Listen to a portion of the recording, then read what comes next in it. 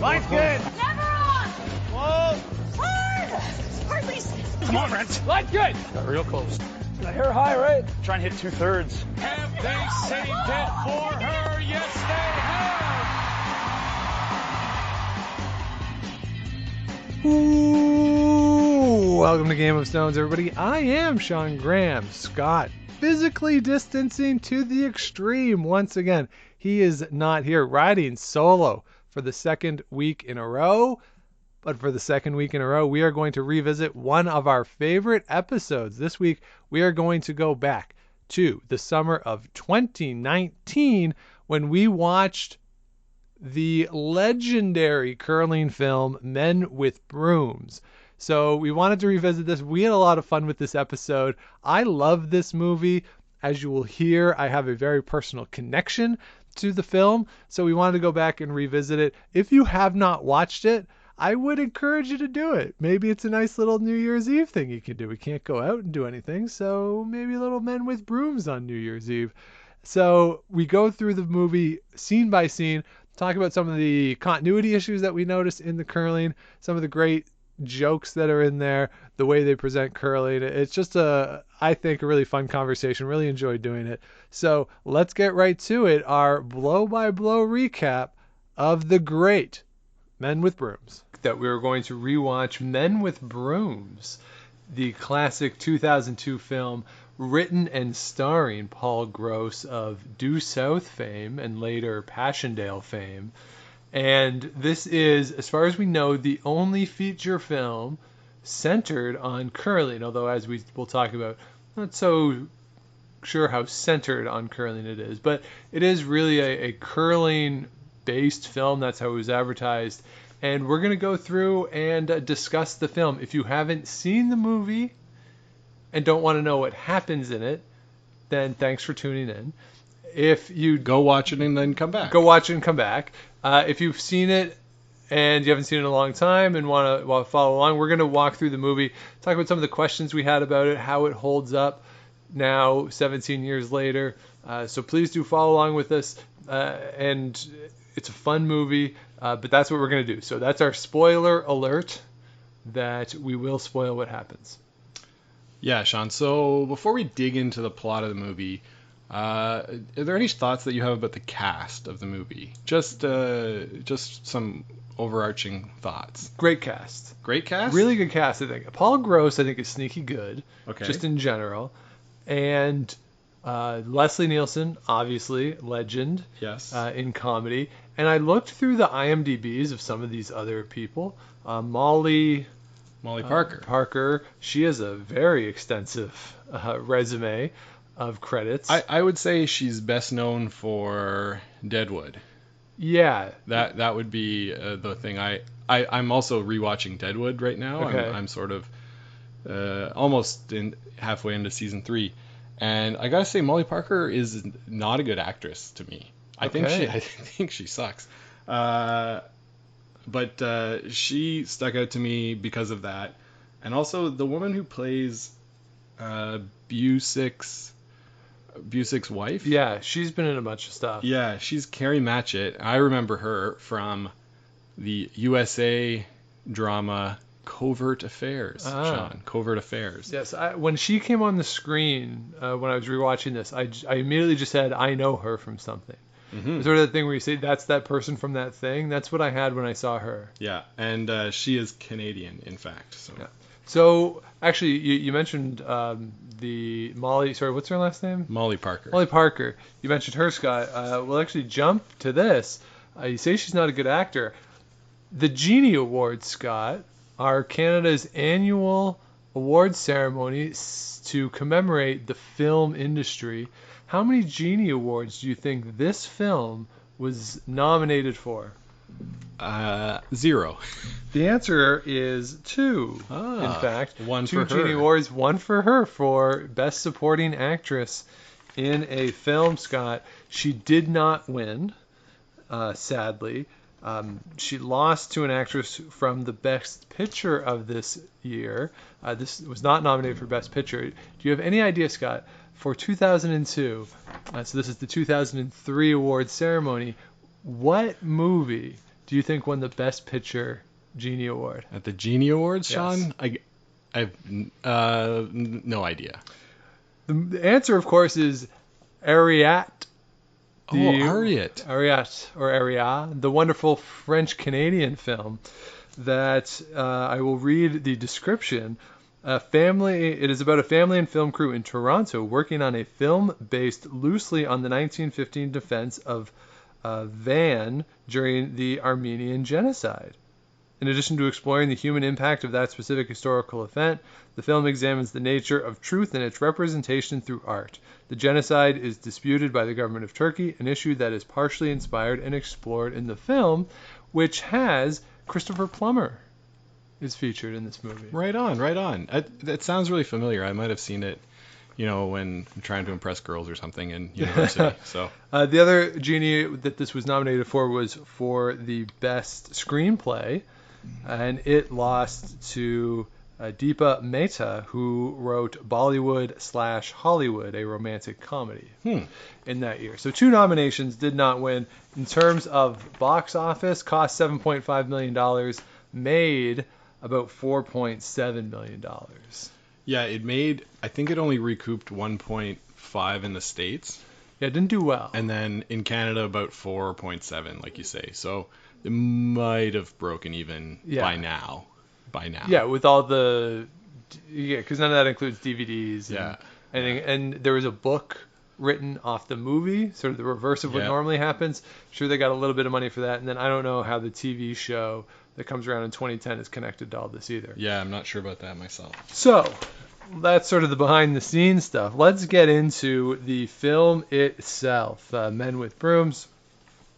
So, movie opens, Scott. Yeah. We have a bagpiper in the woods. Yeah. As we have a sweeping shot of beavers, including a particularly gnarly-looking CGI beaver. The first note on my page, Sean, is CGI beavers? Yes. Yeah. And he sort of looks into the camera, breaks the fourth wall, and really just with an evil look on his face as the tree that he's been eating falls down. Yeah, you gotta... it's pretty amazing to me how far visual effects have come since 2002. Even though, we've had things like Jurassic Park, but this is working with a budget that's nowhere near that of such quality movies. So... pretty crazy. Yeah, and this is not the first time we're going to see the bagpiper in the woods either. Comes along, he's everywhere. So we pan down to the lake and we see Donald Foley. It looks like he's fishing, but we will learn that he is there with his daughter Amy, and they are fishing curling stones out of the lake. Yes, Amy is the role portrayed by Molly Parker. And she is using her scuba diving to go down and hook these stones onto a line, and they bring them up. Yes. Now, the scuba diving comes up never again. No. The fact that she can scuba dive is just a convenient fact. In fact, I don't know anything about what she does for life. So what we think is the last stone comes up. Amy gets into the boat, and very conveniently, Donald Foley drops dead in the boat. Yeah, Sean, I wrote here, Amy is not upset enough by her dad dying in front of her on a boat. No. And she doesn't really do anything to try and stop it. She says, oh, no, oh, no. Right, because we do learn that she is involved in some capacity in physical therapy later. So presumably in that line of work or as a hobby, I don't know, she would have CPR training. At least. Like, she doesn't do anything. Also, does Donald Foley, when he gets on the boat, does he know he's going to die? Because if not, why are they getting the stones? Well, they're getting the stones to bring the team back together, Sean. But the team gets back together because he's dead. Yeah, but I think he knew that he was going to die eventually. He was pretty old. So he had to have the stones up just to be prepared? Yeah. Okay, so this isn't him like a seagull going out to sea knowing he's going to die, you don't think? No, and I don't think that's true either. Okay. So he's dead, and then we sort of have him giving his last will and testament, which is an audio. Seems like it's a video. But we don't see we hear the video, audio. do we? Yeah. So we hear the audio of it, and it's going over it's on top of scenes of the various people. So it's the 4 curlers who we'll get to know coming back together. Also, he talks about how he loves his family. So we see his wife and his daughter Amy, who was there when he died. We also meet Julie, his other daughter, who we find out is an astronaut. And Julie and Amy are fighting in this scene. And I don't know why they're fighting. And they seem to be fighting about their father's death.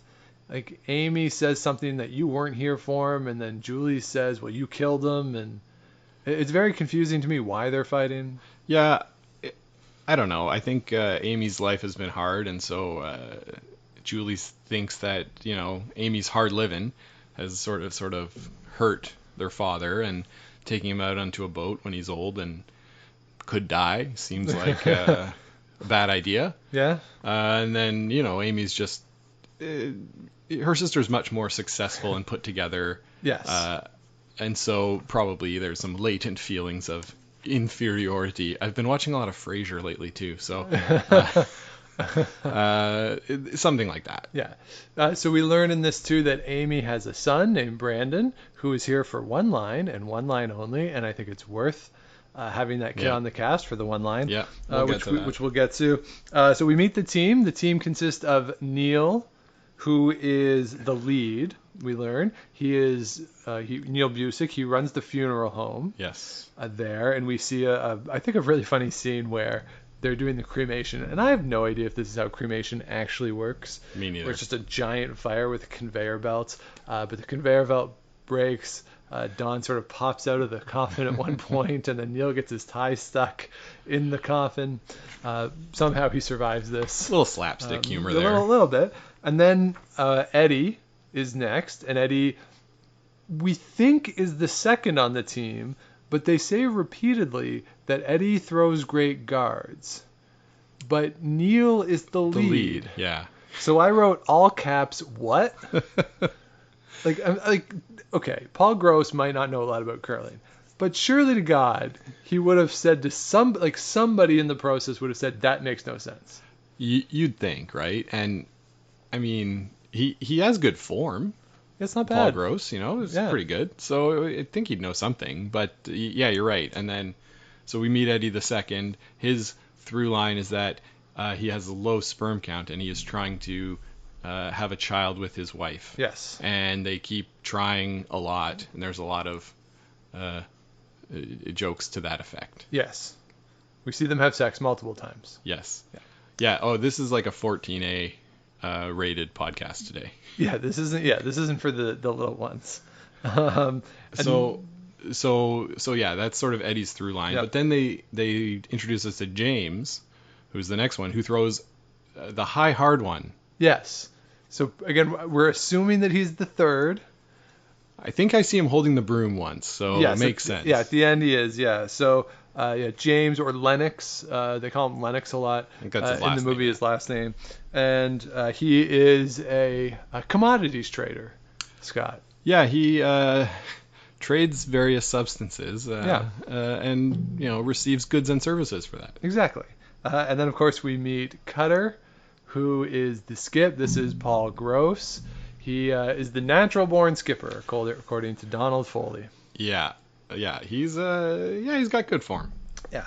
So at the end of the audio of Don Foley's will and testament, he is requesting that these 4 guys who have not played together in 10 years get together and win the Golden Broom. Yes, Sean, the famous Golden Broom that apparently is on TV and attracts a great crowd. Yep. I'm sure we'll get to that later. But you're right. These guys, they broke up playing together. And no one knows why yet. No one knows why. They think, oh, you had the chance to win and you just all left. So we'll find out why. But this is Don's last wish, was to get the team back together to win that Golden Broom. Yes, and I think there's a great scene here too where his cremated remains have been placed in a stone, and the lawyer has the stone in front of him. Mm-hmm. And they're like, he's in there right now, and he says, yeah. And they say this can't be binding. Legal. And the guy says, well, it's not binding, but I mean morally. And then he sort of slides the rock to them. And then they pick it up and go outside and talk. And we see them go their separate ways, thinking, who knows what's going to happen. Exactly. Because the next thing we see is the hotel. And Lennox is with his girlfriend, in air quotes, girlfriend. And he is describing her how curling works with lipstick on her stomach. Basically drawing this out. Yes. This is a very effective learning tool that he's discovered. And this lady, to her credit, is interested in learning about curling. Yeah, she learns a lot. And she does learn a lot, and she comes to think it's pretty interesting. Yeah, and Lennox has one of my favorite lines in the movie that I've repeated a number of times in my life, where he just says, I need to urinate. Which I don't know why I think that is so funny. Goes to the bathroom, and there is a large man in there using the facilities, and the girlfriend says, oh, I forgot he was there. So the question now is, how long has this guy been in the bathroom that Lennox has been able to teach this woman about curling by drawing a full curling rink on her stomach, that she didn't think to mention this guy was there, and he didn't come out or make a sound? Yeah, and is still sitting on the toilet. Yeah. So a little bit concerned for him. Yeah. And so Lennox goes in, and the guy is there to beat him up, basically. Lennox owes him some money. So the guy gets up and puts Lennox through the wall of the hotel, and conveniently, on the other side of the wall is Cutter. Yeah. In his room. That's where Cutter's room is. And calling this a hotel, I think, would be being generous. Right. Motel, some sort of country inn, perhaps. Not great. So you're right. Cutter's there, and in order to get this guy to stop beating up his friend, he hits him in the head with the 42-pound curling stone. Yes. Which, to my notes, says, how does that stone not kill that guy? Yeah, how is his skull not just collapsed? Yeah, he hits him in the head, and okay, now he's passed out. Right. So there's so much going on here, because the next thing we see is the four guys, this curling team, in Cutter's car driving around, and they say that the guy's in the trunk. Now, later on, we see the four of them trying to carry this guy and struggling. So how did he get into the trunk? Right. Did Cutter call Neil and Eddie, and they come to the hotel to help put him into the trunk? Is that what happens? Or does Cutter, because we don't know where the other guys have parked, which we'll get to in a minute, which bugs me. Does Cutter go pick them all up, drive them back to the hotel, hope that the guy hasn't gotten up yet, and then all four of them put him in the trunk? Yeah, it's one of these great unanswered questions in life, Sean. And also, what is the girlfriend doing?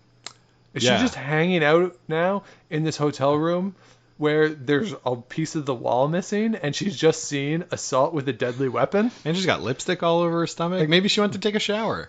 Maybe. After the big guy had been in there for an hour, maybe you want to let that air out a little bit. Yeah, you might. Ugh. So the other thing that I'm curious about, so these guys, it's said that they haven't seen each other in 10 years. Mm-hmm. Now, okay, if I haven't seen you in 10 years, and we're there for a funeral, and then a couple hours after the funeral, you call me and you say, I have a giant 400-pound drug dealer that I've knocked unconscious with a curling stone. I need you to help me come. I need you to come and help me dispose of the body. Who is saying yes to this request? I don't understand. Why are Neil and Eddie getting involved in this at all? They're friends, man. Friends don't question it. No, you could. Some people, they've got a connection where you haven't seen each other in years, decades. I And guess. then you call them up. Maybe they were in a war together or something, and they have this unbreakable bond. Who knows? Yeah. So then we have this weird scene where the local police officer pulls them over because the guy has been Woken revived up. Yeah. and is shaking around in the back of the car. Really strange scene with the cop. Yeah, it's weird. Paul Gross basically takes the curling stone, which for some reason is on the top of the car, and hits the guy, opens the trunk, hits him again. Cop doesn't notice that the car goes from shaking violently to not shaking at all. Well, Sean, it was the shocks. The shocks were Yes, the shocks acting were up. yeah. We'll see the cop again later on. And then they get to the docks. So fortunately, Long Bay has a major port. Major port.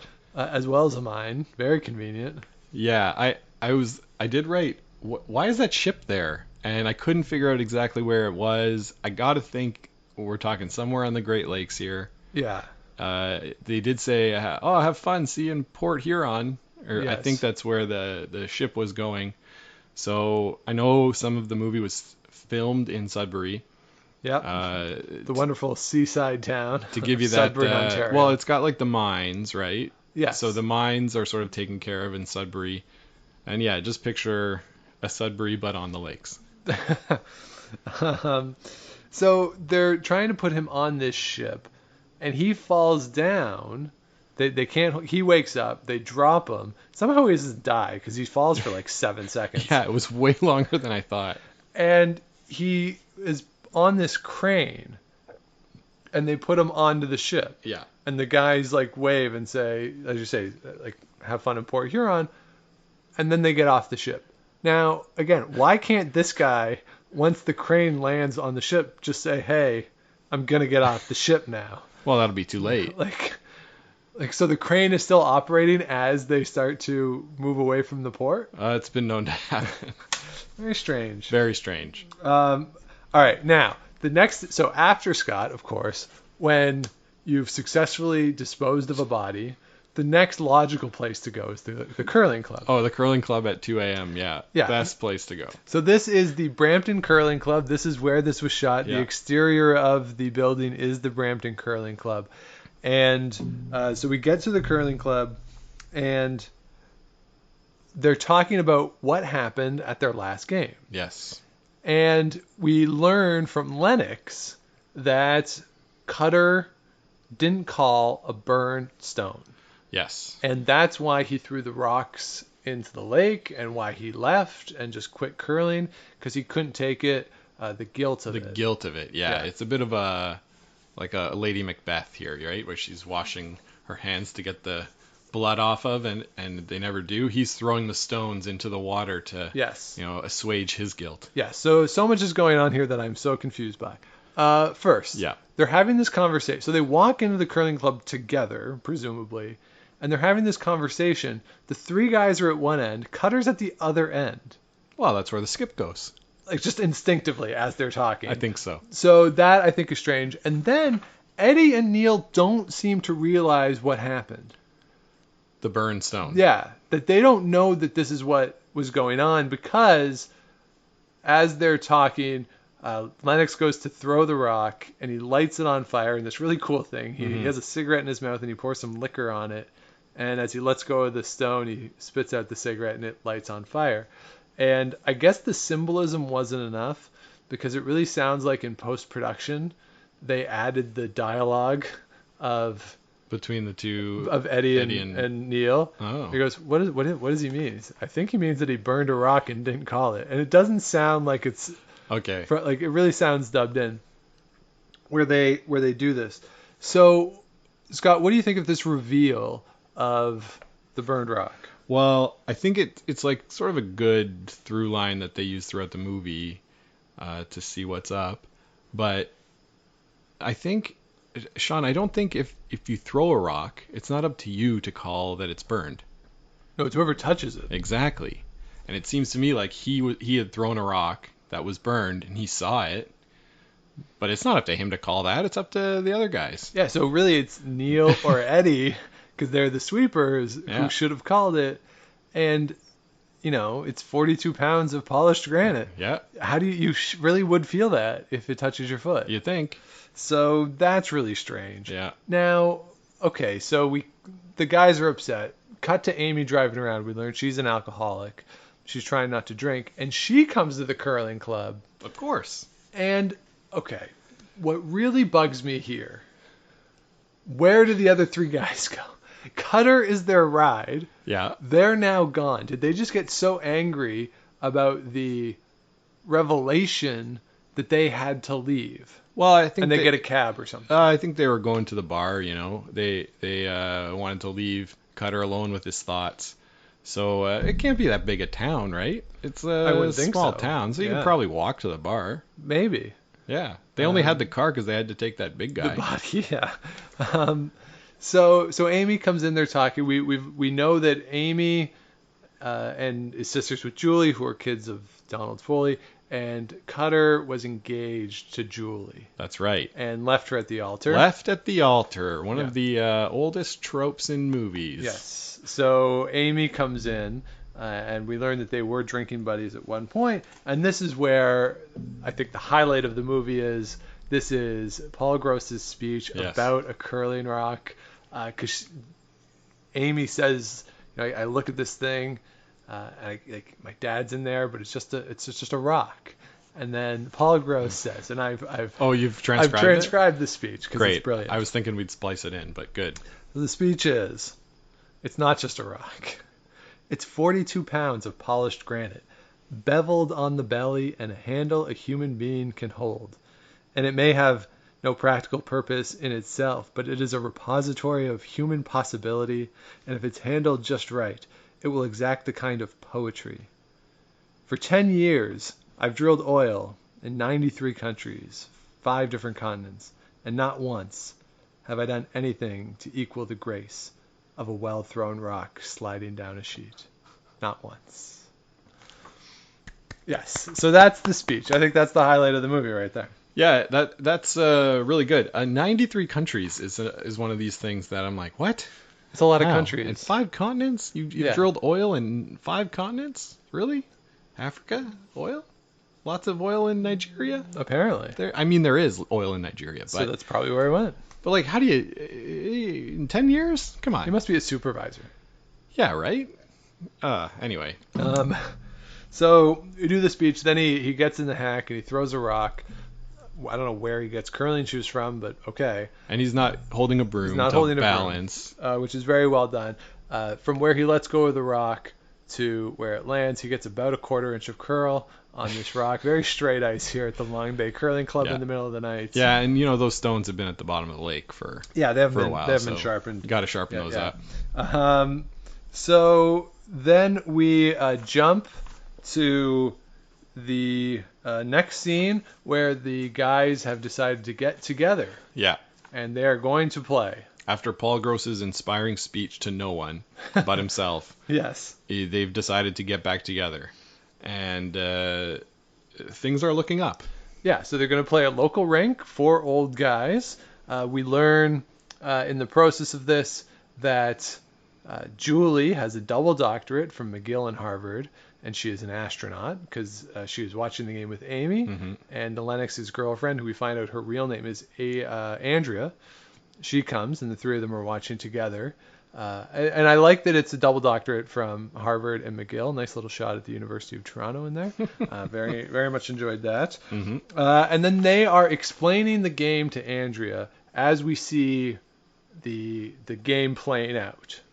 Yeah, they're sort of explaining the rules and saying, oh, these old guys, they usually have good touch, which is true. When we play the older guys, they've got their draw weight down most of the time, so good on them for that. Yeah. They show little shots of the game, including some commentary by the old guys while they're playing, saying, oh, what's going on? Oh. I see a lot of bad curling etiquette going on. Tons. Lots of bad etiquette. But you know what? They're playing a game. Is this a Bonspiel, Sean? Is this like a... It seems like just an exhibition game that they set up. Like they said, hey, we want to play one game against you old guys at a time when the rest of the sheets are full. People are playing games. People are there, yeah. So is it league night? Is there some team on a bye that they're filling in? Yeah, Who and why are knows? they playing 10 ends? Yeah, 10 ends at a curling club. That hasn't been done since the finals at Royal Montreal Curling Club. Yeah. So that's strange. I do like that we have the very deliberate explanation of what curling is from the women there. The thing I noticed too, Scott, there are 2 different types of scoreboards that you see. during this. Yes. The shots of the curling game when they're in the hack, it's a typical curling club scoreboard. But when they do a close-up of the score, it's more the scoreboard that you're going to see at a Grand Slam or a Curling Canada event with the tally like that. So I thought that was a little strange. Yeah, that was strange. I noticed from the overhead shots there were rings sort of in the ice, like as if the rocks had been sitting for a while underneath hot lights, for example. Right. So that was weird. I said, who are these old guys? That was one of the things I said. I think that woman's name is Joanne, not Andrea. Sean. Okay. Joanne. All right. We can check that. Well, I'm looking at the thing. All so right. anyway, apologies then. Apologies to fictitious Andrea. Yes. Yeah. So then in the course of the game, Sean, something really strange happens. What's that, Scott? Well, he throws it really hard. Yep. And the rock breaks. Yes. Which I've never seen in person a rock break. I've seen on YouTube and Instagram like chips coming off of rocks. Sure. But never a solid break in half. No, because it's basically impossible. Right. And they're not breaking, again, it's not a stone that was at the bottom of the lake. No, this is a club stone. Yeah. Yeah. So my biggest question with this stone breaking is that Molly Parker's character, Amy, as soon as it happens, expresses no surprise that happened. She's not saying, oh, I wonder what the rule is. She very quietly and stoically says, wherever the biggest part of the rock is, that's who gets the point.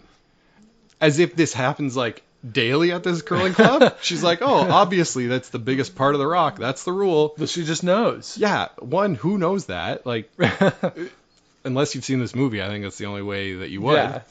And two, like, who's not surprised? Who's not freaking out? It is very strange that she is not there, and not just her. There's no reaction from anybody upstairs to this. Yeah. Nobody is, because at this point there's a bit of a crowd watching this game for some reason. And nobody reacts whatsoever to this. And yes, just totally matter of fact. Biggest part of the stone. Foreshadowing. I mean, it's obvious foreshadowing. Yes. The first time you see this movie, it is obvious foreshadowing of what is coming later. It would still be foreshadowing if it happened and she was like, whoa, I've never seen that happen before. Let's go to the rule book. Right, because there's nothing more exciting on film than seeing somebody look in a giant reference book.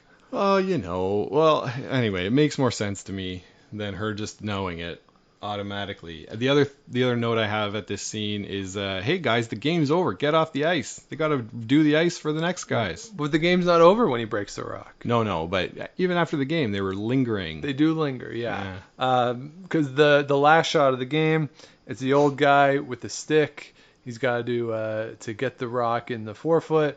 And the piece of stone that broke was the other team's rock. Yes. Yeah.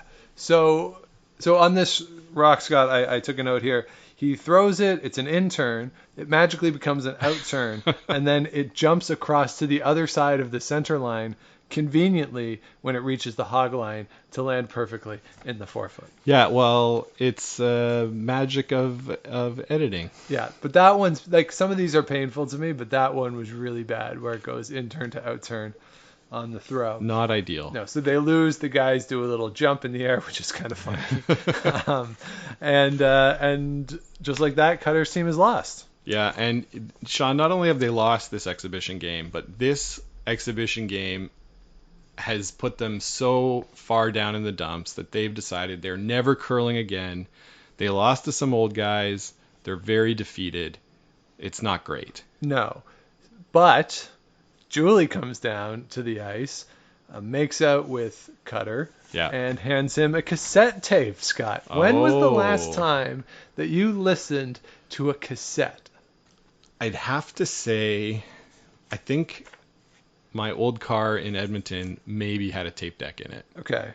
So that was in 2007. Yeah. Okay.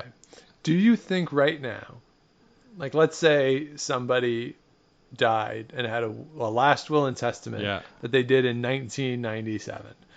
and the lawyer came to you and said, here's the last will and testament, it's on a cassette. How long do you think it would take you to be able to find a piece of technology that would allow you to play this cassette tape? Well, I might have to send that cassette tape, Sean, into our sponsor today, Memory Box. No, I know there's services online that do that, but you're right. It would be very difficult. Yes. Yeah. So, yeah, I mean, as a historian, I would go to Library and Archives Canada where there is a tape deck that I have used. But yeah, it'd be really strange for somebody. And again, nobody's commenting on it, which isn't necessarily strange, but it is also 2002. Yeah, but Sean, in 2002, like I did some work at the radio station at UBC and got my segment on tape. Okay. And I had that converted into an MP3. Okay. So there was still tapes around. Okay. So she hands him a cassette. They go cruising in Neil's, in the car for dead people. The hearse. The hearse. They go cruising in the hearse to listen to the cassette, and it is, of course, Donald Foley, who is very prophetic and says, you've probably played some games, you've probably discovered that you can't quite do it, and I think you know what you have to do. You need some paternal guidance. And there's a nice little conversation between the guys and the tape. Donald Foley, this is how prophetic he was, is he knew how long they would need to verbally respond to what he's saying. And they say, you need some paternal help. Chris, I think you know what this means. And then he says, I'll see you all later. And I really enjoy this. They say, well, when's that going to be? He says, well, when you're dead, of course. So we're going along, and then this is really strange. So Neil is driving. He slams on the brakes. The car spins around multiple times. Yeah, at least twice, maybe 3 times. And it stops, and there's a bunch of beavers on the road. We'll get to the beavers. But how fast is Neil Busick driving his hearse down a country road in Long Bay, Ontario? Well, that this is the response, like, how? Well, Sean, he has to be doing 140. This is, of course, a days where anti-lock braking systems were not, installed in every car at that point. So when you do slam on the brakes, it's not giving you any forgiveness. So the spinning, I can see that happening. Okay. But you're right. Yeah, he's going fast. Yes. He's already got the car that. So if you're dead, whatever. If you die in the car crash, you're already in a hearse. I suppose. So we see that it's a bunch of beavers on the road. Someone says, I think Eddie says, let's get the brooms, which they just had the brooms in the hearse for some reason.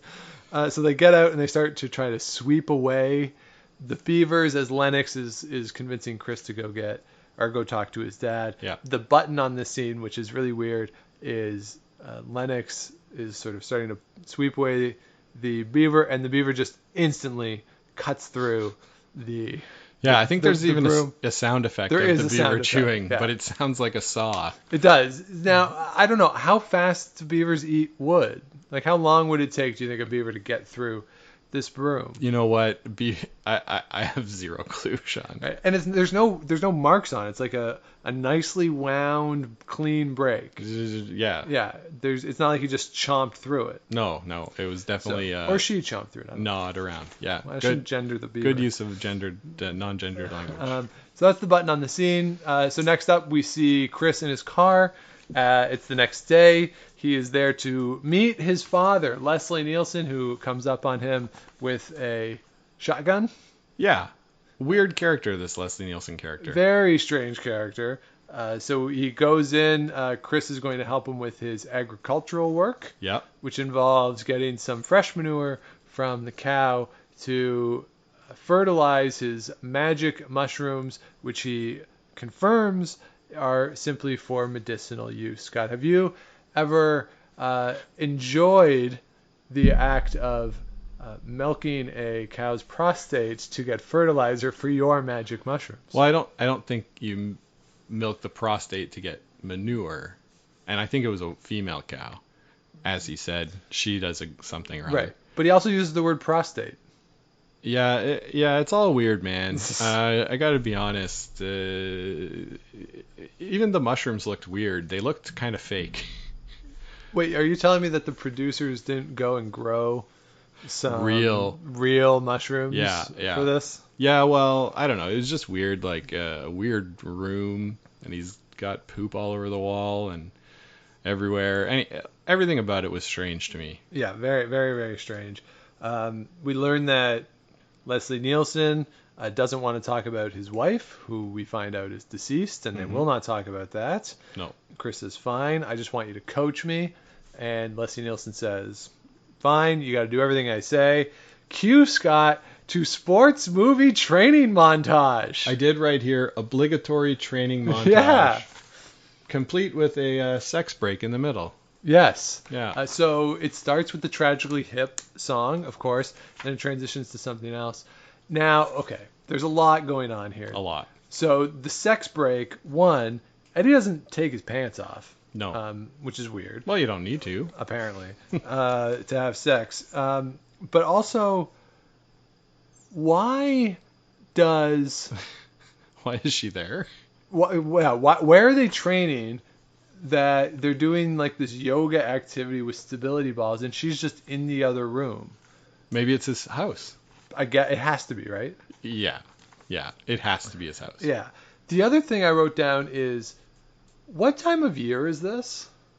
Because Leslie Nielsen has a sheet of ice in his barn where the cow is, which is open air to the outside, but throughout the rest of the movie, nobody has toques or heavy coats. They're outside at night multiple times, and everyone seems very comfortable. Yeah, you don't even see their breath. So how does this sheet of ice survive in this scenario? Well, Sean, the room that grows the mushrooms, because of all the manure, it's hot, right? It's a hot room. So what he does is he uses a heat exchanger between that really hot room and the outside, the other room makes it really cold to keep the ice frozen. Okay. Also, that patented, brine system, compressor pump, all that. He's got the whole 9 yards. It's just in that there. easy. Yeah, I mean, there's lots of hydropower, presumably up there, so all good. Okay. Honestly, I don't know. This is crazy. It's really weird. So we have our workout montage. Everything's looking great. Cut to the local diner, and the police officer who we saw earlier is making a bet on Cutter with the waitress at the diner. Mm-hmm. I don't know why we have to do that. I wrote here, the bet was that they wouldn't make it past the second end. Yeah. What? Yeah, and people on the street are betting against Cutter. And people are saying, oh yeah, he's definitely not going to play more than 2 ends. Yeah. It's really weird. Like, it's so easy to play more than 2 ends. Yeah, like, it's not hard. Were they all going to hurt themselves? I guess people are saying that they're going to give up back-to-back 8-enders. And quit. Yeah. That's crazy. Yeah, it's insane. Yeah.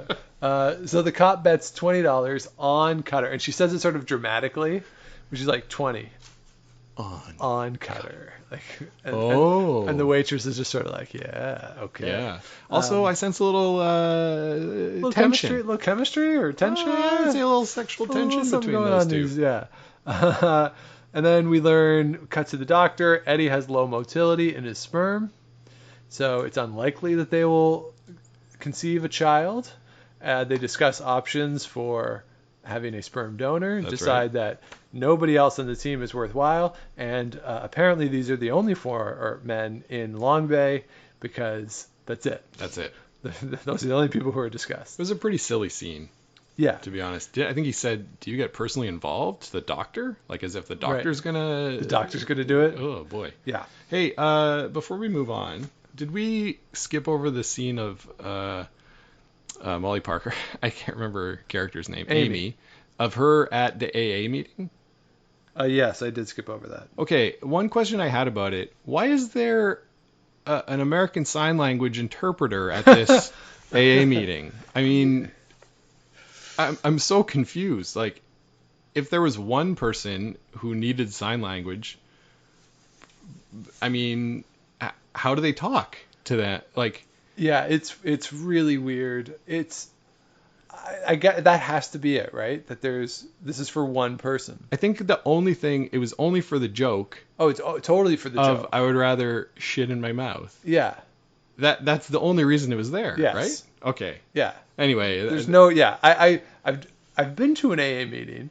Mm-hmm. I worked at, convention, I guess. Oh, the convention. That I worked at when I worked for the Blue Jays. The stadium was used for the AA convention.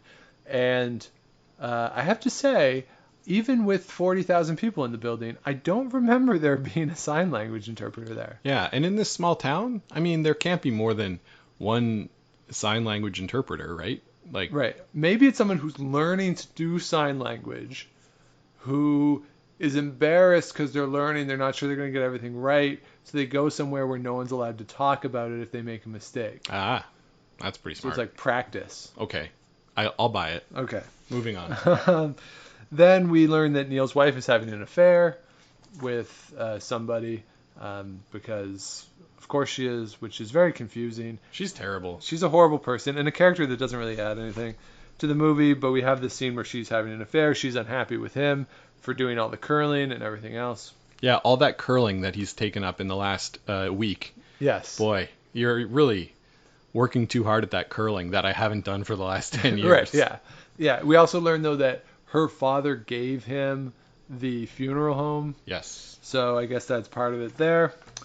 Then we get to this really strange scene, Scott, where Amy is doing some sort of water therapy with Leslie Nielsen. Yeah, so maybe she's a physiotherapist? Yeah, like, what is she doing? He's on this crane thing, laying down, and basically she's dumping him into the water repeatedly? I think she's putting him in the water and then making him do some exercises that you wouldn't be able to do on dry land.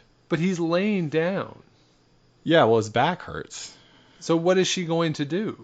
Listen, I don't know, but this scene did give us my favorite line of the movie, where Leslie Nielsen says, "What, did you train at Saddam Hussein's school of physiotherapy?" Yeah, that is really good. Cutter shows up for some reason to talk to Amy about her sister. Amy gets mad. I'm not here. Like, don't come to me to talk about my sister. Get out. And then he says to Leslie Nielsen, "Your son's a creep." Leslie Nielsen says, "Yeah, Yeah, he is." he is. So that we have that scene.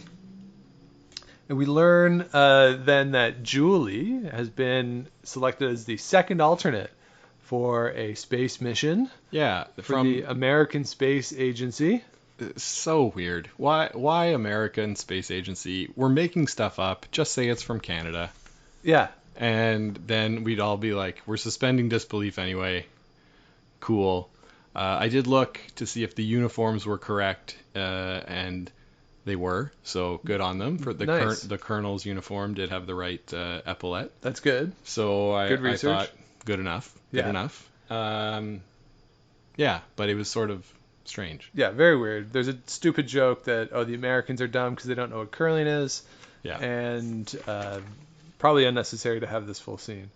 Then we get to Julie and Cutter at the diner. They are discussing what happened with their breakup. Of course, the what if, happens in every movie. Oh, what happened to us? We should get back together. But no, we shouldn't because we didn't really work. And so Julie says basically that I hate you, Cutter. Hard cut, they're making out in Cutter's car. Yeah. Now, okay, again, it's a movie, I get it. But they're at the diner talking. Hard cut, they're making out. She says, I hate you. But they're at Amy and Julie's family home. So she, who hates Cutter, got a ride to and from the restaurant with him. Mm-hmm. Says during dinner, I hate you. Gets back into the car, drives back to the house, and then jumps him? It's Paul Gross, man. Like, it's so weird. Yeah, but he's so charming. Like, in the movie, it's sort of this immediate thing of, like, hate, Right. and then we're making out. So, for the visual of that makes sense. But when you think about all the steps that are required to get from the two places, like, it has to be at least 15 minutes later. Yeah, well, like I say, Paul Gross. He probably used his charm, and by the time they got back, she was singing a different tune. So we get to Amy sees them out the window. We also see that Cutter's car is running during this whole time. Scott, how long is it appropriate to idle your car while you're making out with your ex-fiance who hates you? Only appropriate if it is winter and it's very cold outside. Which we've established that it is not. Which we've established it's not, so I would say not at all appropriate. Not at all. No. Okay. So Amy sees this, she gets drunk, goes to the hotel, tries to seduce Lennox, who doesn't do it. Paul Gross comes home and takes her home, and in the process sees the beaver tattoo that the four guys have on their chests. Yes. It's sort of their team tattoo. Amy has one as well that Paul Gross sees. Yeah, on her hip, I think. Yes. And of course he saw Amy through the broken down wall between the two motel rooms. Yes, which... Yeah. Why didn't they switch rooms? Well, why didn't they maybe Call the hotel? fix it up? They put a sheet over it, I think. Yes. But yeah, strange. Yeah, bad job by the Long Bay Motel maintenance staff. So Paul Gross takes Amy back to the house, and this is why Brandon is in the movie, where he says, Paul Gross says, "Hey, Mom's just really tired," and Brandon says, I wrote it down here, "It's nice that you're lying to me, but we both know she's shit-faced," which is great because Brandon is like 5 years old at this point. Yeah. Solid line right there. And that's the reason Brandon is in the movie. Yeah, that's all he does. Yeah. That's his only reason to be there. Next day, Julie's going to go to space, we learn. Mm-hmm. And this is followed by another training montage. Double training montage. Don't see that very often. Yeah, so it's training for space, right? No, this is the guys training. Oh, the guys are training still? Yeah, we have another training montage. Wow, I must have missed the second one. Yeah, it's easy to miss. So then they're training, and Scott, the Golden Broom is starting. Oh, we're ready for the Golden Broom, Sean. But some bad news for their first match. Yes. They've been placed up against Alexandra. I thought it was Alexandra Yount. No, he's from Butte, Minnesota. Yeah, I know, but I thought it was spelt in a funny way. Who we saw briefly during one of the montages signing autographs. This is curling's rock star, Sean. Yes, this is the equivalent today of... no one, Sean. Yeah, no one acts like this. Nobody does act like this. So everyone's there. We learn that this is the mecca of curling. We learn that even if there are bigger events, there is nothing more prestigious than the Golden Broom. Everybody wants it, which explains why Cutter can just show up, having not played in 10 years, and enter it. That's how prestigious events usually work. Well, the local rink, the local town always gets an entry. It's like China in the World Cup. Yes, that's very true. And Yount's nickname, Sean, is the Juggernaut. The Juggernaut. Because, of course, it makes a lot of sense. Yeah, and they're wearing these silver sort of space-inspired suits. It's insane. I think like in dodgeball, in dodgeball when they have like crazy uniforms, it sort of reminds me of that. Yeah. It reminds me of the Cobras, the purple Cobras. What do they call themselves? Anyway, the Ben Stiller's dodgeball team. Yeah, and so they come into some pyro. They have a full sort of WWE style entrance. I did write. It seems like it was some inspiration for the curling World Cup's introductions at the at the finals, where they had the players slide out through pyrotechnics and stuff. So foreshadowing that a little bit. Yeah. I also like the pace setter jackets on the officials. Yes. The old pace setter. Very that old. Yeah. Used to be the curling jacket. It was all pace setter jackets. Yeah, very nice there. Leslie Nielsen describes Alexander Yount as the Empire of Evil. Yep. And we have the PA guy in the building who is also the TV guy. So the Golden Broom is being broadcast, but they're also allowing his commentary to air throughout the building. Now, Scott, you and I have been to a lot of sporting events. Have you ever seen this happen before? Never. And it was so funny to me when at one point the team was talking about a shot and he said, "Boy, I wish that guy'd shut up." It's like, yeah. Yeah, the only equivalent that I could think of is there was one time during a Ontario provincial, during the round robin, and all the games were off except for one, and it was on Rogers, and the team's talking about a shot, it's the third shot, and the skip calls it, and Mike Harris on commentary says, I don't think that's there. And then the third sort of stands up and says, are you sure that's there? And the skip goes, Mike doesn't think it is. Like, that's the only equivalent I could possibly think of for this. Nice. I like that. So we get in, and it's Cutter against Yount. Yeah. Some observations I had from this game. Yeah.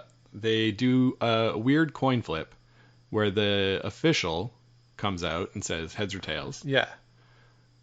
The Juggernaut says tails without even breaking his stare Yeah. at Paul Gross. Yeah. And then goes to choose, we'll throw yellow. Yeah. Like, huh? Do you Yeah. know how curling works? Yeah. You're allegedly a world champion. Like, we're not going to take the hammer. Yeah. It's so strange. Yeah. And the other, Scott, also, have you ever seen a coin flip take place at center ice? Like, Never. Like they're on opposite sides and they come to the middle of the sheet. That has never happened in the history of curling. Never. And Cutter says, good curling, and the Juggernaut goes, whatever. Right. Like, huh? And they go in opposite directions. Yeah. They're both skipping. They have to be at the same place at the same time. Yeah, it's just crazy, right? Why was there not a curling consultant here? Their lead then also fell down on the first shot And throws it throw through. it through. And he's like calling for them to sweep Yeah. as he's doing. Like, it's very strange. And like, people don't realize that the stone is going through until it goes through. It was almost like the Korean fans during the Olympics. Right. Where like it would hit the 12 foot and they'd They're be like, like, yeah. yeah, and then it would hit the button, they'd be like, yeah, and then it would keep going. That's kind of what it was like, just a little more exaggerated than that. Yeah. Do you have anything else here? At 56-24, Scott. It's you. It's the first appearance of me. Yeah, that's what I wrote down here Yeah. too. So me and my mom were extras in the movie. So our first appearance is at the 56-24 mark, behind the cheerleaders. Yeah, right behind the cheerleaders. Yeah. How long was shooting that day? I think we were on the set for, it felt like a long time because it was so boring. Yeah. Probably like 4 hours maybe. Wow. 4 or 5 hours. And it was warm. It was in May that they were filming this. So it was hot outside, but we obviously had to wear heavy coats to make it look cold. The arena was coldish. Yeah. And we got placed just by happenstance right behind the cheerleaders. Cool. So that gave us all this screen time Yeah. in the movie. And Mom signed up through the Milton Curling Club. And she signed me up too because she knew that Leslie Nielsen was in the movie. Yes. So, because I love the Naked Gun movies and I love Airplane, so she signed me up. And I took my VHS copy of Airplane with me to the filming, and at some point Mom grabbed a stagehand or somebody and asked if I would be able to meet Leslie Nielsen, and the guy said, well, let me see what I can do. Comes back a few minutes later and says, come with me. So I walk on the end boards of the rink onto the set where Leslie Nielsen is sitting down, and he signed my copy of Airplane. It says Luck and Last, Leslie Nielsen. Right on. I got to shake his hand real quick, and then it was obvious that it was time for me to go. But it was this really cool. Like, it was really cool. Right on. Yeah. Yeah, that was cool. And you were only there for the scenes from this day. That's Yeah. right. So we saw Jeff Stoughton do the Spinorama, which the curling fans, because all these people signed up from curling clubs. Yeah. The curling fans loved seeing that. And we were there, when all the sheets were in play. Okay. So I do remember they would say, like, background, go, do this. And they told us, like, don't clap. Right. Try, like, or fake clap. Or Yeah. just, like, be interested in what was going on around you. And, like, people, again, it's curling fans. So, like, on the second shot, I remember somebody played a hit. And then people were like, hey, yeah, and, like, actually clapping. And then they were just like, cut. Yeah, because you don't want the sound. Right. You can from put the in crowd. that later. You put that in background. So that's our first appearance there. We have a Tragically Hip cameo in addition to the Jeff Stoughton cameo here. during this first game. Yeah, the Tragically Hip are representing Kingston Yes. at this Bonspiel. And I love that there's a little chant too, where we hear it's a Tragically Hip, and then we hear hip, hip, hip, like, which is great. Then you get my second appearance on screen at 57:21 from a different angle. Where you can really see my hat, which, Scott, we got in Chicago when we were there as kids. In 1997? 7 or 8. That I got that hat, still the hat I wear today in the winter, my nice toque. Yep. And then we get to the end of the game. Yount uses a stabilizer for some reason. Yeah, I wrote that too. The best curler in the world is using a stabilizer. Get out of my face. Yeah, well, Reed Carruthers is now crying. So that's really strange. Now, the last rock of the game, it's Cutter's rock. Or it's Cutter's last rock of the game. Yeah. Second last rock of the game. Cutter throws an in-turn, and the stone leaves his hand right of the center line. Yeah, I said, boy, a little inside there. Yeah, like 5 feet inside, and somehow it jumps all the way over to the other side of the sheet.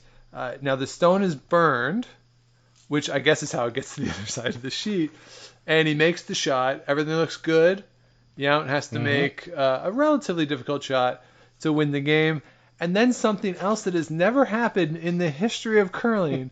Leslie Nielsen yells, "Timeout," walks across another sheet of ice where he goes and talks to his son, who is standing in between the hog lines. Yeah. Has this ever happened? No. And he ran out. He ran across another sheet. Yeah, right? It's crazy. Timeout. Yeah, I wrote here in big letters, timeout, exclamation point, question mark. Yeah. So I was on set when they did that scene. Okay. Because I remember hearing timeout 4 times and be like, what? And you're like, huh? What? I don't think that's how it works. Yeah. So that's really strange because Leslie Nielsen saw the burned rock, but Eddie, whose foot it hit, didn't notice apparently. Yeah. So the official comes out. Again, why does the official come out? Maybe to tell them, oh, your timeout is over. Maybe, yeah, I guess. He says, what's the problem, guys? Yeah, and then Eddie says, that was clean, no touch. Now, if you're an official and unprompted somebody says, that was clean, no touch, you're going to turn to Yount and say, they burned that stone. What do you want to do? Yeah. But Sean, we all know it's not up to the official to call it, right? It's up to the team. It's up to the team. True. And then I wrote here too, if only this game were on TV and we could look at the replay of it. Oh, wait. It is for some reason on TV. Also, I wrote, Sean, how do you get into this tournament? Right. We have a world champion, the Tragically Hip, and Cutter. And some guy that hasn't played for 10 years. Right. And then it's like, oh, and here's Sarnia. You're like, what? Yeah. So it's all these local ranks and then the world champion? And the world champion from Butte, Montana. Yeah. Oh, I said Minnesota before. I apologize. Oh yeah. Don't at me. I've been to. We drove through Butte, Montana. We did. I think we stopped there for the night. And what? No, nobody famous is from Butte, Montana. No, I think they picked it for the joke later where he says they're from Butt. Yes, I 100% agree. Yeah. So then it is Yount's last shot. He says, "All right, we're just gonna beat them." My mom and I appear during his shot. You can see us then as well. And he makes the shot to win the game. The town is disappointed. Everybody leaves except for the team, Lennox's girlfriend, and Leslie Nielsen, who stand staring at the rocks for apparently an hour, not moving them. 1, why does nobody kick the rocks? 2, this is supposed to be an important event. Where are the ice makers in this? How long is the team allowed just to stand there and look at the stones? Apparently as long as you want. So it's really weird. Neil's wife is there and says something really cryptic. And the kids are like, she's talking about divorce, Dad, which is a great line from the kid. And so Neil says, I'm out. I got to go back to my wife. I can't do it anymore. Now, we know very little about the Golden Broom. But how long do we think this event is that losing the first game prompts this much melodrama, this much sadness from the team, Neil's quitting. Like, Yeah, I wrote here, quitting after one loss. Is this single knockout tournament? They seem devastated, as Yes. if there's zero chance that they'll ever win a game. yeah. Their lead quits quits the Just team. quits. He's done. He says that's it, and so that's all. We're done now. It seems insane to me. It's madness. Right? This has got to be like at least a week long. I would think so. And I mean, based on the events to come, they have a chance to get into the final still. Right. They lost to the best team there. Yeah. And then it's like, all right, we're done. They're like, oh, for real, we'll never win. Like, it's so like so I don't understand why it's so dramatic after this.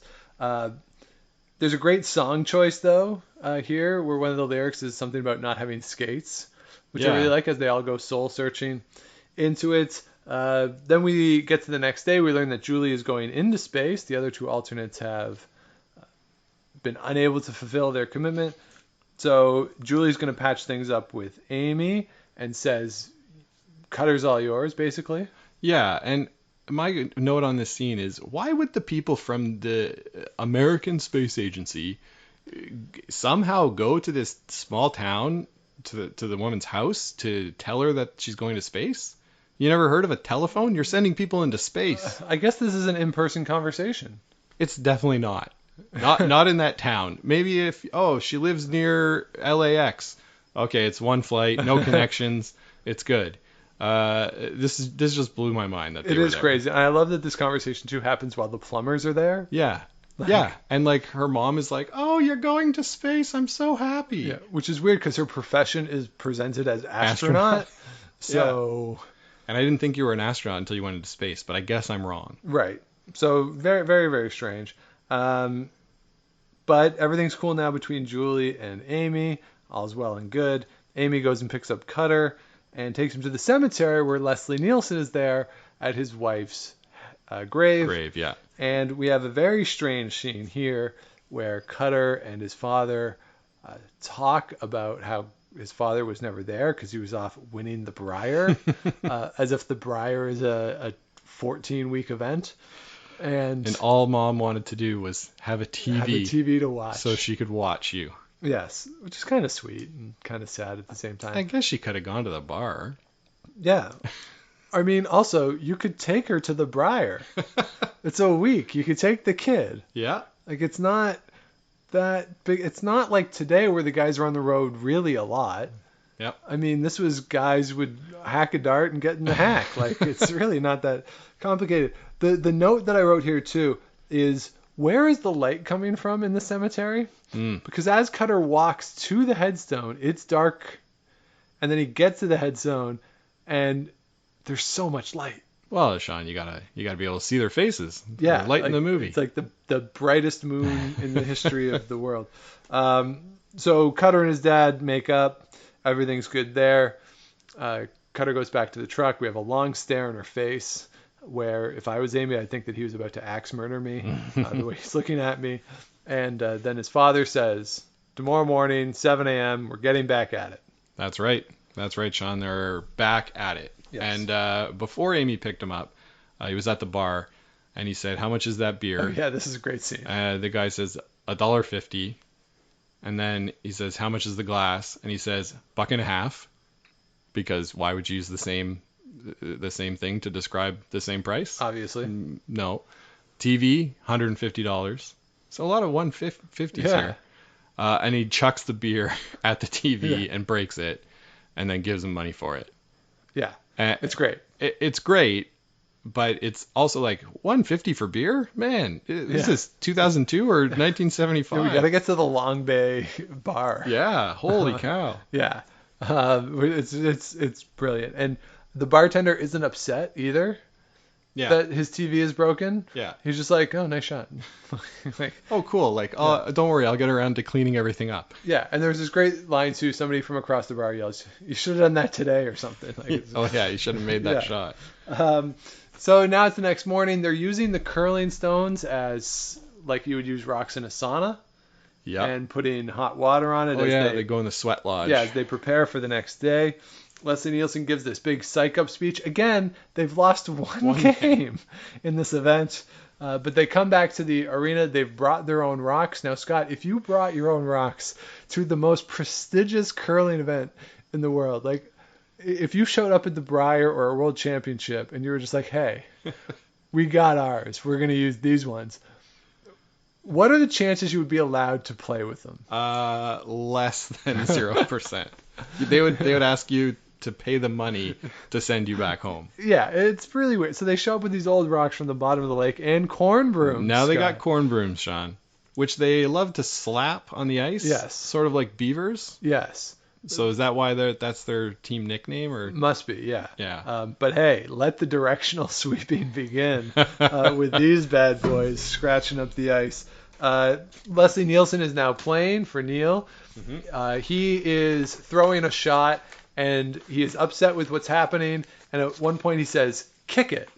Now, less than 24 hours earlier, he was giving his son crap for burning a stone, and now he yells, "Kick it." This seems like a real departure for the character. He's now very much in favor of burning stones. Yeah. Like he's all in on it. Oh, dear. So very strange. My mom and I make one more appearance on the screen at 1:10:49. It's hard to see. Then we get the Stoughton Spinorama. Yeah, Stoughton Spinorama. And then we're at the end of this game. And the broadcaster says that we're down to the last few stones. But Leslie Nielsen is throwing. And he's there for the lead. So we're not really at the last few stones of the game yet. No, did he throw the first rock of that of the game? Yeah. Okay. So it's very strange here how this is going, but Leslie Nielsen gets hurt as he throws. Again, it's really weird here. So they push him back to the hack, and he's on the end boards, and he's lying there as Amy comes over and basically puts all of her weight on his knees. Yeah. As they discuss what shot Cutter can play to win the game. Right. And she's just sort of there. Right. And pushing on his knees for a long time. Now, the physiotherapist does this to me to like help stretch out some of my muscles. But he doesn't do it for 15 minutes in a row. It's just sort of planking on his knees, basically, is what's going on. So Cutter throws.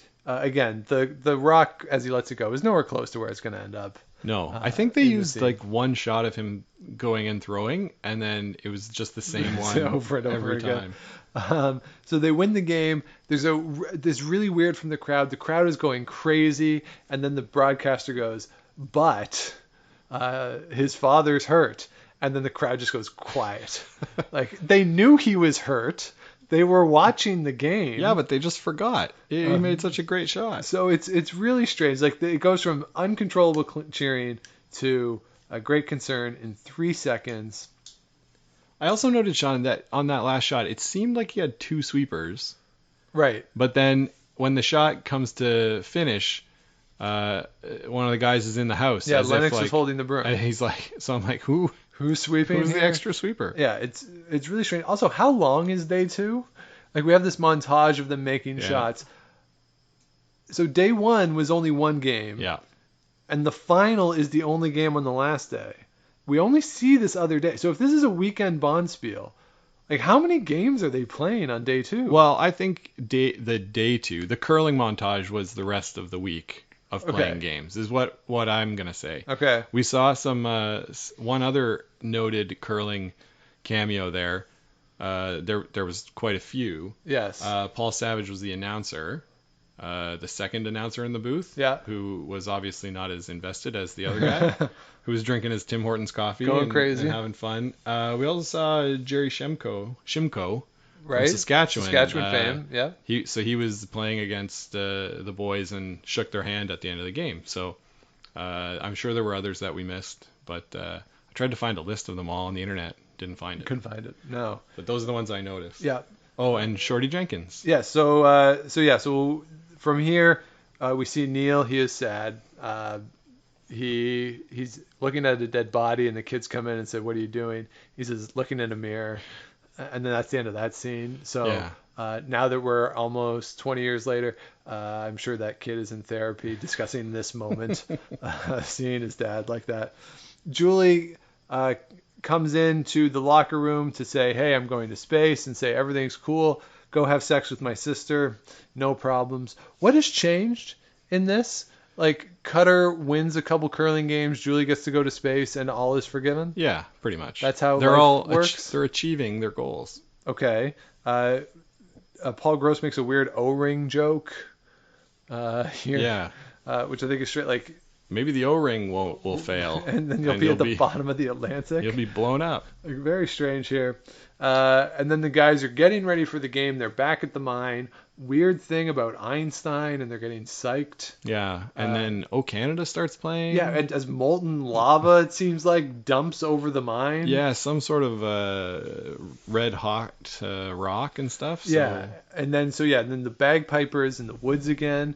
He starts playing O Canada. We see a montage of everybody getting ready for the game. This is where Shorty Jenkins is pebbling the ice. Great cameo there. Pebbling the ice in the dark. Yeah, yeah, that's the way he likes to do it.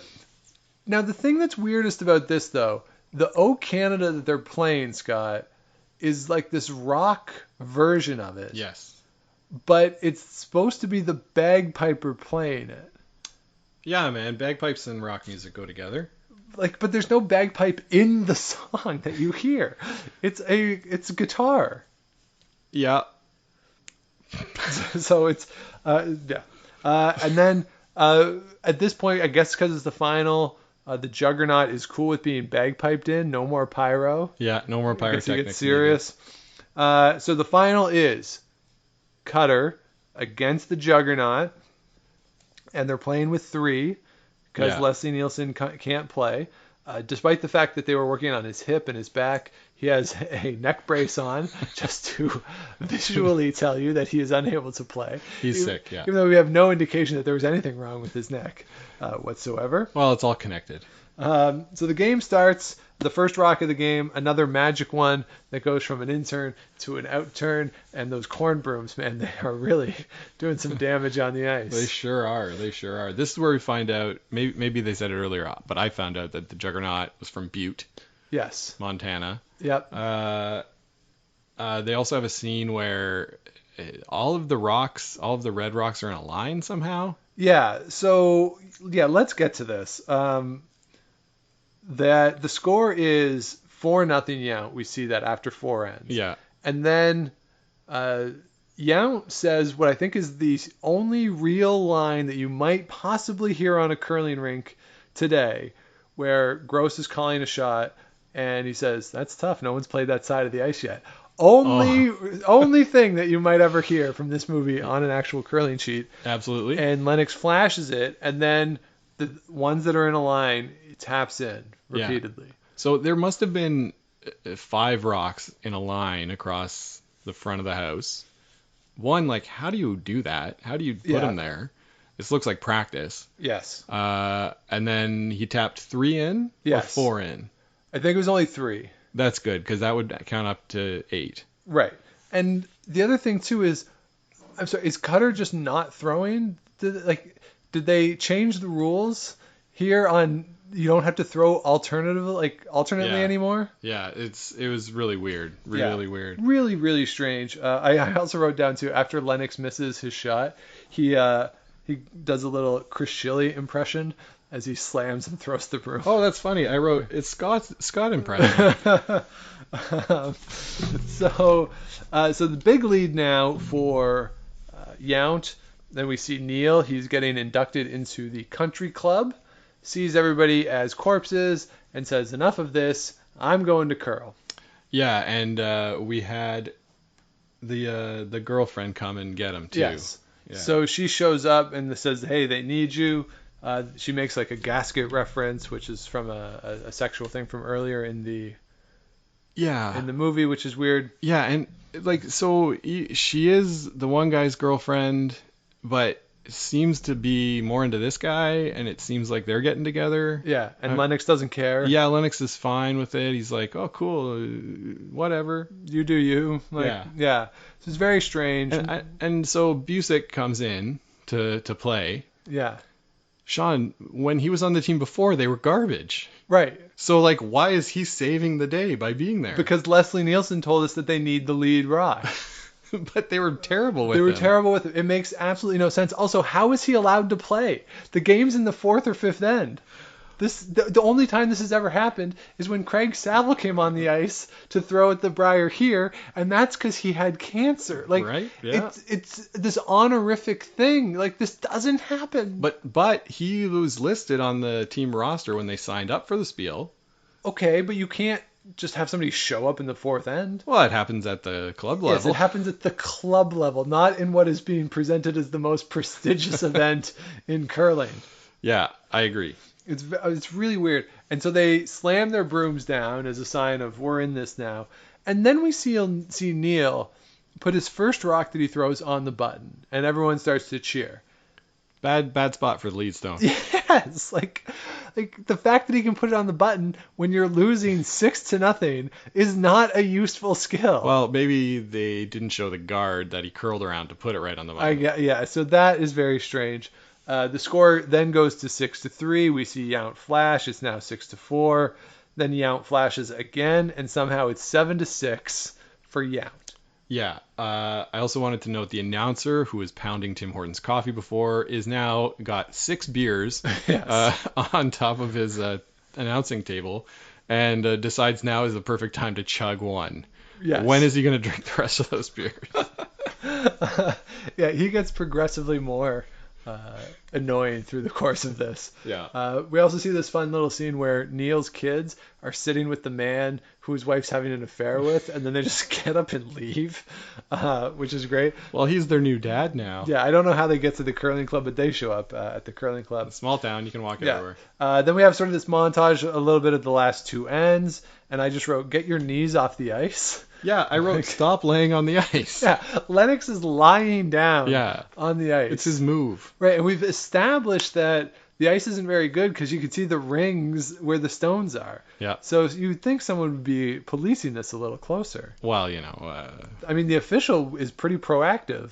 You'd think he would come out. but you're also allowed to sweep with corn brooms at this event, so Yeah. who knows? It's the Wild West. So Yount is up up 1, last rock of the game. Cutter is facing 6.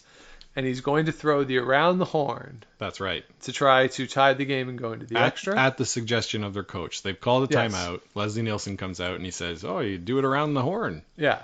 And he said, I saw somebody do it, Sweden, in the World Championships. Yeah. And another favorite line of mine, oh, if a Swede can do it, you can do it. Yeah. It's just that easy. Yeah, just Yeah. ask Nicholas Sedin, right? Just that easy. This is pre-Adine. Yes. This is, the PE era. So he throws it. Great job backing up the rock on the sweep. Yeah. Really solid job by these guys. Real negative ice out there. Really well done. But Neil burns the stone. He burns it. The shot is made and comes around, and everyone's sort of looking at it. Leslie Nielsen again comes out, as coaches do, says, that was burned, you have to call it. The guys all come over, and he says, yeah, it was burned. And then the official comes out again. And the official, who is very corrupt, Yes. says, the town needs this, guys. You don't tell them. Yeah, okay, now why does the town need this? We haven't established that the town is down on its luck at all. It seems like the town was doing fine before these guys played. Like there's no real urgency, it seems, for the town to need this. Well, Sean, They want it. The town has never won the Golden Broom. Yeah, but it's been fine. It's a fine little town. They want to win. They don't need to win. Yeah, well, maybe this official's got some money on them or something. He because must be in this thing with the diner waitress. he does seem very corrupt. So we also see the cop and the diner waitress have made eyes at each other from across the rink and are now sitting together. Mm-hmm. The official says, okay, and says to Yount, that was burned. Yount says, reset it, throw it again. What? I wrote, let them shoot again is not an option. No, that's not in the rules. That's never happened before. No, also, how are you going to reset the rocks? We've established earlier that this TV coverage, doesn't have replay. So how are you putting the stones back in the same spot? Because it's an around the horn. The angle has to be right. It has to be right. But you know what? It's not going to matter, Sean, because he's not going to play the same shot again. No. So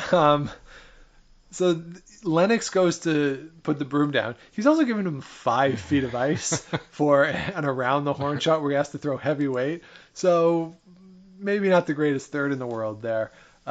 Cutter puts his ear to the stone, gets up from the hack and goes to talk to Amy. And is the clock not running? Is there no time clock? There's at no this time at no. this point. They've just banked enough time that he can go have this very personal conversation. No time clock. It's and nobody on before the team, time clocks. Nobody on the team, the broadcasters, the fans. Nobody really remarks upon this. They're just going about their life. Oh, he's having a little convo there. This is so weird. He switches, so he gets back in the hack. He switches from an out turn to an in turn. But he threw an intern the first time. Yeah. So this isn't really revelatory because Yount is like, what is he doing? But he should be like, okay, he's throwing the same shot. He should have said, what is he doing when he had the out turn grip? And Lennox says, making poetry. He's making poetry, baby. A great callback to the speech. He whips it down the ice, and in a very Jason Gunlifson thing when he was playing mixed, when the women couldn't keep up, the older women who he was playing with couldn't keep up with the rocks. Yeah. We see the two guys running after it. Stone explodes. We see Donald Foley's ashes rise into the air, land on the button, and they win because somehow, miraculously, a second stone has appeared. Like, did Lennox take a stone that was out of play? As everybody's watching the ashes in the air, does he put it down? Because when you see the overhead, there is no possible way for a second stone to get there. Yeah, I think the thinking would be, when it made contact with the opponent's stone, it sort of nudged one of yours in somehow. But you're right, it's not there. No, it's not there at all. It's so weird. And everyone, the announcer sort of does a double take and says it's one, and then the big part of the broken one, and then the ashes of a dead guy. They won! So he starts going crazy. They win the game. The widow is excited because Donald Foley is on the button, which of course in his will and testament said, put me on the button. And they do that. Yount is incredibly gracious in this moment. This one major event that he's never won. He stops talking like a evil guy. Also, how does he get to the other end? That's the thing. I wrote down, so he was talking to Lennox. And then all of a sudden he's at the throwing end. Yeah, and he's behind Cutter too. Yeah. It's not like he walks up to him. He comes from behind him. Yeah. So it's a really strange moment. So he says, nice shot. And he's very nice about it. But he does say something weird. Yeah, we'll get to this. So in this montage, we also see the cop and the diner waitress. They start to kiss. Why are they a couple? Why is this a necessary storyline? Other than to say that Paul Gross is progressive somehow? They needed to pass the Bechdel test. Yeah, apparently. Eddie's wife is pregnant, we learn. Yeah. She misses the last shot, unfortunately, because she had to go pee. So we learn that. And then we go back to Yount and says that I've played a lot of curling all over this planet we call home. Yeah. He's talking like an alien. Yeah. So is it like they're dressed like this? Are we meant to believe that they're sort of from space? Yeah. Could be. So it's like, yeah. So I actually wrote, does that explain the uniforms? And then Neil's kids are there, and we're not sure how they get to the rink, and they're happy for their father. Yeah. Wait till they meet their new mother, apparently. Then we have a nice moment with Cutter and Leslie Nielsen. They hug. Everything is forgiven there. A strange moment here. We flash outside where we see everyone cheering and pouring out of the rink as the big guy from the start comes in. Oh, yeah. But then we get back inside, Scott, and despite the fact that people are pouring out of the Long Bay Curling Club, every seat is full for the trophy presentation. Well, they were just going out for a smoke before the trophy was going to be presented, Sean. So the big guy comes in. Somehow his head wound is still fresh. Yeah, it's gross. It hasn't too. healed over whatsoever, despite the fact that this is at least a few days later and there'd be something there, but no. And he's cool with almost being murdered because that's how much he hates the Juggernaut. Yeah, and he wanted Long Bay to Yes. win that curling golden broom. Yes. Now, it seemed to me, Scott, the trophy is like a traditional, normal curling trophy. Really big missed opportunity here to actually have a golden broom. Yeah, a real golden broom. That would have been nice. Yeah. And you don't have to make it. Like, you just take a broom, like an old brownie broom, and spray paint it. It's Yeah. not hard. Yeah. Real missed opportunity here.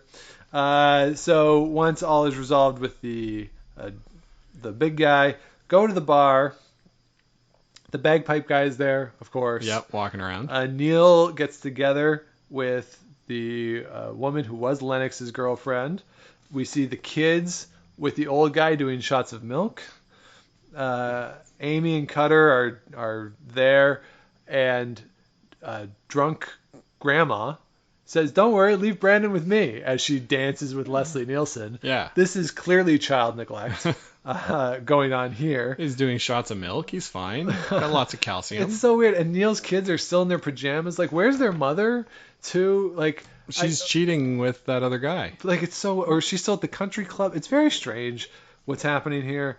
Amy and Cutter go outside. He grabs her face and attempts to push her nose into her brain as they start making out. He is smushing her face. Yeah. This is one of the most aggressive screen kisses I may have ever seen, Well, I mean, who can resist? I guess. So all is good, and then we end the movie, Scott, fade to black. The beavers start walking out of the bar, or from the direction of where the bar door was, across the street. Across the street. That's right, Sean. But don't fret. No beavers were harmed in the filming of this movie. Yes. We promise. Yeah. Which is weird. Like, the "we promise" makes it seem like Like they all the actually beavers died. Yeah. So Yeah. that's really weird. And then we see them, after that, they're putting the stones back at the bottom of the lake. Yeah, because we don't need them anymore because no other Bonspiel would accept bringing your own No. stones. No. So I guess it's sort of like giving Donald Foley, I guess they swept him up and put him back into one of the rocks, Yeah. giving him a bit of a nice burial there. Yeah, I think the through line of Donald Foley was pretty good. Yeah. Pretty good in this movie. So do you have any final thoughts So, there? Scott, I just put, is this a good movie? No. The answer is no, it's not a good movie. Okay. Is it fun to watch if you like curling? Yeah, I'd say it's sort of fun to watch it once. Yeah, you can see all the plot holes in it. Yeah, yeah, it's worth watching once if you like curling, and if you don't like curling, what are you listening to us for? Yeah, good point. Yeah. Yeah, so I think it's fun. It's sort of a movie that just don't, if you really like curling, don't really watch it too closely. Yeah. You know, in addition to the curling, the love story doesn't really make that much sense to me. It doesn't really have a chance to breathe, this whole thing of like he's making out with Julie twice in the movie and now he's going to date her sister, and everyone's okay with this, including the mother. Well, there's only 2 women in town. In Sean. Long Bay, yeah. So there's 4 men and 2 women, apparently. Well, 2 straight women, and then there's 2 lesbians. So. Right, and then the married woman. So Right. you're really tough sledding here. Yeah, real tough sledding. In Long Bay. So, yeah, I mean, just, it's not the greatest movie. And in the world. they become apparently the best curlers in the world in about a week. Yeah. Would you say? Yeah, Maybe all you 2? got to do is some sit-ups, run through the mine, slide Yeah. a few times. You don't have to throw, just slide. Just slide and you're and good. you can win. Yeah. So it's There just you go. that easy. So, Scott, what do you think the score of this movie is on Rotten Tomatoes? I looked this up. Well, I believe it says what it was when I started watching the movie, but I'm going to say 47%. Little higher, 61%. Oh, not bad. On Rotten Tomatoes and a 5.8 out of 10 on IMDb. So, That's what I saw, IMDb yeah, score. so I think that's it, right? It's sort of an average movie. It's not terrible. There's things you can laugh at. the story has its holes and all that, but I mean, it's not the worst thing in the world, but it's not really very good either. No. So that said, everybody go and watch. Go and watch it, but let us know too if you really disagree with that assessment, if you love this movie or if you hate this movie. Do let us know. So there you have it, our recap of Men with Brooms. So hope you all enjoyed that. We really enjoyed that conversation. Hopefully you did as well. And let us know what we missed in that movie. I'm sure there's a bunch of Easter eggs, little things that we did not notice. So please do reach out. Let us know what we missed in the movie. So that'll do it for this week, and that'll do it for 2021, everybody. We did it. We made it. 2020 is over. Well, will be over tomorrow as I record this and as we release the episode. It's been a slog, I know. It's been a tough year out there, not only in the curling world, but just in general with everything going on related to the pandemic, the economic realities, the struggles that a lot of folks are going through, not to mention some of the larger social issues that we have grappled with in 2020. So I want to just say, as we close out the year, thank you to everybody who listens, whether it's each week or whether it's one episode here or there, whether this is the first time you're listening to the show. Thank you very much. We started this back in 2018, almost 3 years ago now, during the Olympics in Korea. Actually, it was the Scotties of 2018. That was our first episode. And we started it because we like talking about curling. And we wanted to put something out there that we felt was a little different from the curling content that existed at the time. I still genuinely believe that of all the curling podcasts out there, we all offer something different. I don't think that the shows step on each other's toes that much. You know, what we do is different from what Two Girls in a Game do, what Rocks Across the Pond does. I really think that there's space for all of us in this community. It's been really a lot of fun for us to become part of this curling podcasting community and all the great people who we've met. And that includes all of you out there who are listening. So thank you very much. I know for Scott and I, doing this show each week has been a nice break from the realities of 2020, and hopefully it has served that for you as well. So thank you very much, everybody. Wishing everybody all the best for a much better 2021, both outside and inside the curling arena. So we will be back with you with a brand new episode next week to kick off 2021. But until then, please do subscribe to the show wherever it is you get your podcast. Do the likes, ratings, comments, all that fun stuff. Keeps the show going, helps us grow. And if you want to let us know what you want to hear on the show, please do reach out, gameofstonespodcast@gmail.com, or you can find us at Game of Stones Pod at Twitter and Instagram. So, Happy New Year. Celebrate safely. We'll be with you in 2021. But until then, keep those brooms on the ice and don't dump that intern. Make the final.